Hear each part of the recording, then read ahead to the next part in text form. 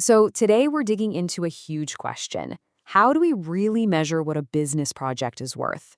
And I don't mean just in dollars and cents. I mean its actual total impact on all of us and on the planet. So let's just kick things off with a question that really gets to the core of it. If a project makes an absolute ton of money, does that automatically mean it's a good project? Well, as you're about to see, the answer is way more complicated than you might think. Here's our game plan for today. We're going to start by looking beyond just profit to find a new kind of value. Then we'll talk about how you can actually give that impact a price tag. After that, we'll walk through a simple three-step method, put it to the test with a steel project case study, and wrap it all up with this key idea about being approximately right. All right, first things first, let's talk about redefining value itself. You know, for ages, the way we've measured success has been all about profit, cash flow, you know the drill. But here's the thing, those numbers only tell part of the story. They're just a few pieces of a much, much bigger puzzle. They completely miss the effects, both the good and the bad, that a business has on society and the environment. So how do we fix that? How do we take something that sounds kind of fuzzy, like social impact, and make it just as real and comparable as cold, hard cash? Well, it turns out the solution is to give it a price tag. Okay, let's start on familiar ground. Financial value, or FV. This is calculated with a standard tool called discounted cash flow. The whole idea is pretty simple, right? A dollar today is worth more than a dollar tomorrow because you can invest it. This is Finance 101, the bread and butter of how business decisions get made. But now here comes the big, game-changing idea. What if we could take that exact same logic and apply it to social and environmental impacts? By creating a social and environmental value using the same DCF model, we suddenly get to talk about everything in a common language, the language of money. But wait, how in the world do you put a price on something like air pollution? Well, that's where this amazing concept comes in, the shadow price. Just think of it like this. It's the estimated cost to either clean up the mess or to compensate society for the damage that's been done. It's basically a price tag for things that you can't just buy at the store. And it all boils down to this really elegant, simple formula. You just take the quantity of an impact, say tons of CO2 that are emitted, and you multiply it by its shadow price. And bam, the result is what we call a value flow. It's the monetary value of that impact over a certain period of time. Okay, so that's the big idea. But how does a company actually do this? Let's walk through the three-step method they use. It's actually a really logical process. First, you figure out which impacts are the big ones for your specific business. That's called materiality. Second, you actually measure that impact in its own units, like tons of carbon or gallons of water. That's quantification.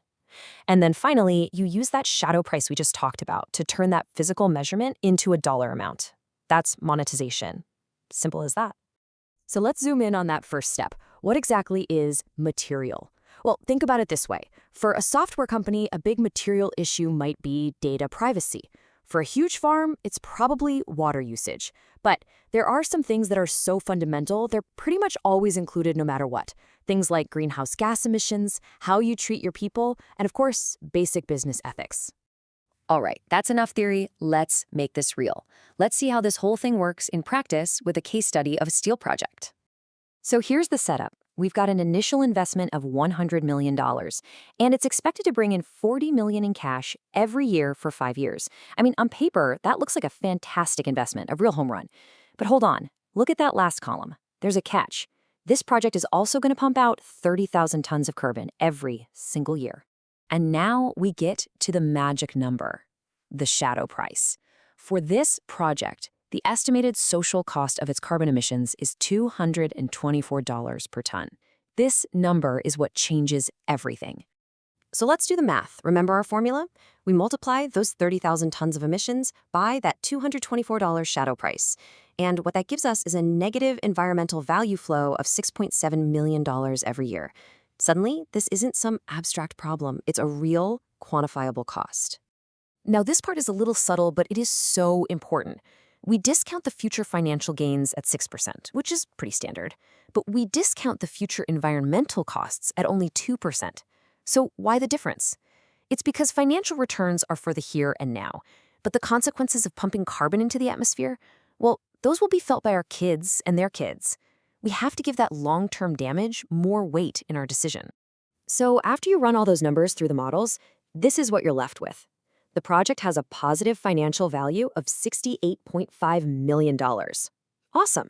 But, and it's a big but, it also has a negative environmental value of $31.7 million. That's the hidden cost, now made visible. So what's the real bottom line? You just put them together. You take that financial value and you subtract the environmental cost. What you're left with is an integrated value of $36.8 million. This is the complete picture. And the conclusion here is actually crystal clear. Because that final integrated value is positive, this project creates more value for the world than it destroys, even after we account for its pollution. So we get a clear, data-driven yes to move forward. And this brings us to our final, and maybe the most important idea of all. I just love this quote. Better to be approximately right than exactly wrong. Look, nobody is claiming that these shadow prices are perfect down to the penny. But trying to get it approximately right is infinitely better than being exactly wrong by just ignoring the impact and pretending its value is zero. And that right there is why this whole thing matters. This kind of approach gives leaders a much more complete picture to make decisions with. It takes abstract ideas like sustainability and makes them real, tangible, and comparable. It forces all of us to think about long-term consequences. And it reminds us that the goal here isn't about perfect accounting, it's about making better, smarter decisions. So I'll leave you with this. The next time you hear about some big new project or a major company initiative, ask yourself, beyond the headlines and the financial projections, what hidden values or what hidden costs are lurking just beneath the surface?